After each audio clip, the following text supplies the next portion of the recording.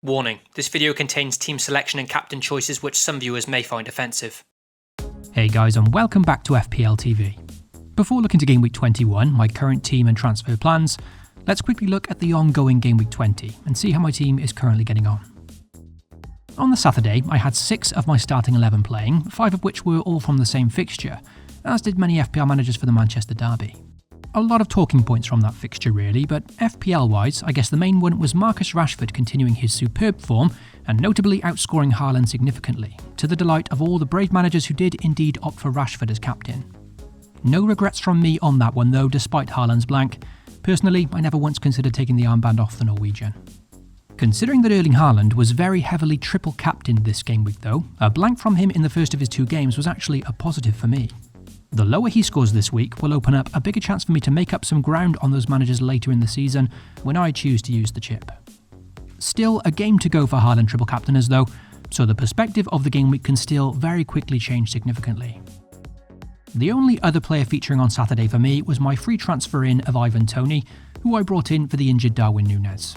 This was a transfer that started very well, with Toney scoring a penalty and bagging full bonus points to boot. It took lots of resolve last week not to take a -4 hit and bring Harry Kane into my team, who blanked in the first of his 2 games of the double game week. So far, I'm pleased that choosing to bring in a single game week player in Toney actually went well. As I'll keep saying though, Kane still has a game to go and all can change very quickly. On the Sunday, it was very mixed emotions, with Mitrovic continuing to live up to his reputation as an FPL troll. There was the inevitable booking last week to miss his second game of the double game week, only to then this game week win a penalty, have a chance to rack up a goal and likely full bonus, to then slip, kick the ball into his other foot and therefore commit a foul penalty. The fact he actually scored as well, the ball hit in the back of the net, me jumping around the room, only to see it ruled out and given -2 points, was a comical, unforgettable FPL moment this season for all the wrong reasons. That one moment was likely a 9-point swing, and really could have made the game week an excellent one. No doubt a very unlucky result. On the other hand though, a player that I wasn't happy to have in my 11 last week in Kepa did soften the blow of that penalty miss considerably, with him racking up a 10-pointer at home to Palace, a massive boost for the game week. Still not particularly convinced about Kepa long term in my side, but a very nice surprise nonetheless. Elsewhere in the game week, notably a 3rd consecutive blank for Almiron in game week 20, whose form and underlying numbers have taken a big dip after Christmas, and that's a concern. However, considering his budget-friendly price, and considering his next 3 fixtures are out-of-form Palace, West Ham and Bournemouth, very likely I'll be holding onto him personally, particularly with the disappointing Mason Mount still in my team, who's surely set to be the focal point of my transfer activity this week.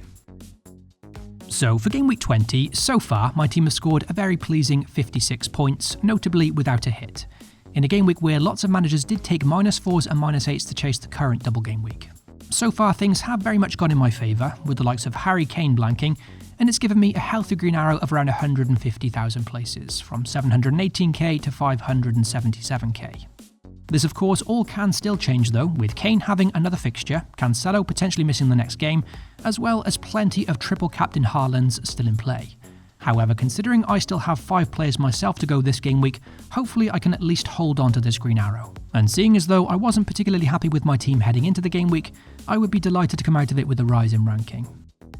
Let's move on to Game Week 21 now, check out my current team lineup as well as some potential transfer plans. Also, if you do enjoy the content here at FPL TV, then be sure to leave a like and most importantly, get subscribed. You can also hit the notification bell so you always know when a new video goes live. Overall, heading into Game Week 21, I'm fairly content with how the side is lining up.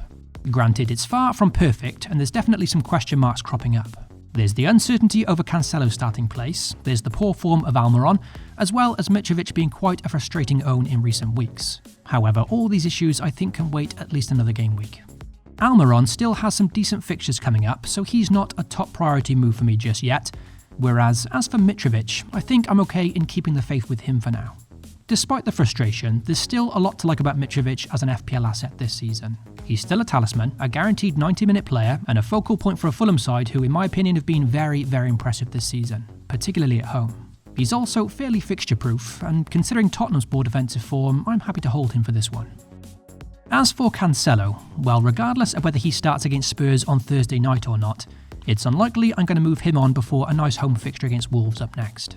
My likely plan for him is to hold him for this Wolves fixture, and then depending on how that goes, either hold him for his double in Game Week 23, or potentially move him on to an Arsenal defender in Game Week 22. For this week he'll likely stay, and if it's a subbed 1-pointer, well, so be it. As mentioned earlier, the area that I'd like to focus my free transfer on this week is replacing Mason Mount, a player in which so far this season on the whole has been a pretty underwhelming FPL asset. Don't get me wrong, he could still do well over the next few game weeks, with still some decent upcoming fixtures for Chelsea. But given his expensive 7.5 million price tag, and given how precious midfield spots are at the moment, I just feel he's not worth the money, and quite simply there's better options available. In my last video, I mentioned that as well as Arsenal players, assets from Brighton were very much at the top of my most wanted list, and that absolutely superb 3-0 display against Liverpool last time out all but confirmed those thoughts. My initial plan this week was therefore Mason Mount to the very impressive Mitoma, and that still may be the free transfer I make this week. His teammate Solly March too very much in consideration, whose positioning, underlying numbers and FPL returns all outweigh Mitoma recently. However, I'd still likely opt for Mitoma here, I think, just personal preference. As outstanding as March has been since the restart, I guess with Mitoma I'd trust him to be more of a consistent performer over the long term, whilst March's current superb run of form could be more of a short-term purple patch, and that's my concern. Just personal opinion of course though, and both great options no doubt. Despite intending to bring in a Brighton player this game week though, especially considering they face an out-of-form Leicester up next, what my team is also missing at the moment is notably not owning even one player from the league leaders Arsenal, and although they face a tough game against United up next, I may have to prioritise an Arsenal player, with Odegaard's form very hard to ignore. If I was picking for just this game week, then Mitoma against Leicester would be an easier choice, and he certainly has a good chance to outscore Odegaard this week in particular. But with this move to Odegaard, I'm also trying to consider the longer term, and it just feels like the more sensible and obvious move for now. Arsenal are confirmed to double in Game Week 23, as well as having a guaranteed fixture in blank Game Week 25, whereas Brighton on the other hand may blank in Game Week 25, and the timing of their future double game week is still yet to be confirmed. Granted, I could bring in Mitoma this week, target that nice Leicester fixture, and then look to bring in Odegaard for Game Week 22. But my concern there is that if I don't get Odegaard in now, another issue could very easily crop up elsewhere in my squad next week, which could then make it more difficult to bring him in. So it's a move I'm still weighing up, and Mitoma certainly an exciting differential against Leicester this week.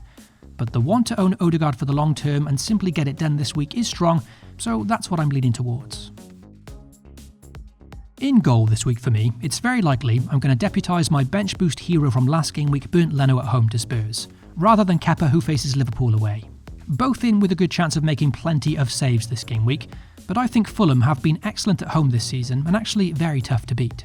Considering Chelsea are away to Liverpool, I'm happy to take the risk and back them conceding there. Leno hopefully with a slightly better chance of a clean sheet, although both unlikely to keep one. Andreas currently at first sub on my bench as per usual this game week, though if for any reason I decide not to make any moves and roll the transfer this game week, then playing Andreas over Mason Mount would be a strong possibility, especially considering that Mitrovic has notably missed his last 2 penalties and could arguably give Andreas a greater chance of taking them, so something to keep an eye on there. As for the captaincy this game week, well, for now, the armband does once again predictably sit with Erling Haaland, and that's very much likely where it'll stay. However, it's important to remember that it's a game week currently where nothing can be conclusive just yet, until the final 2 games of Game Week 20 have been played out with United and City still to play. For example, if it were to come to light that De Bruyne isn't fit and likely to miss this Wolves at home fixture, well then it could be argued that that will affect Haaland's potential output in that game as well, coupled with the fact that Haaland in general hasn't looked quite as on it in recent games. I think if Marcus Rashford had an easier fixture on paper this week, rather than being away to league leaders Arsenal, we'd probably see a few more managers taking the risk and going against Haaland this week. But for me, between the two, the Wolves fixture is a much better prospect than Arsenal away, and I'll likely stay put. In my 11 though, hypothetically, if for example Haaland were to be injured or suspended, or De Bruyne is out and I have a change of heart, then Tony against Leeds is likely my favourite alternative. A very nice differential option this week I think, with a nice fixture against the Leeds side who are conceding. Also, I'm probably late to the party here too, but at what point do we start considering Kieran Trippier as a captaincy option? There's probably some of you out there that have been doing that for weeks now with great reward. Incredibly, he's now only blanked once since Game Week 6, and has just 3 blanks in total from 20 game weeks so far. An already unforgettable FPL season for Trippier, where he's on target to be the highest ever FPL scoring defender. The league's strongest defence head away to Palace this game week, a side that aren't in good form and have only managed 2 goals in 4 games since the restart. Could Trippier be on for another clean sheet and bonus points here? Well, all very possible. However, for me, I just know the moment I hand him the armband he'll concede, so it's unlikely I'd go through with it. An early consideration, and certainly one worthy of thinking about, but Haaland, KDB and Tony still my preferred options providing they're available. So that's everything discussed regarding my team for Game Week 21. As mentioned, things still very much up in the air this game week and no transfers made yet, with games still to be played for Game Week 21st.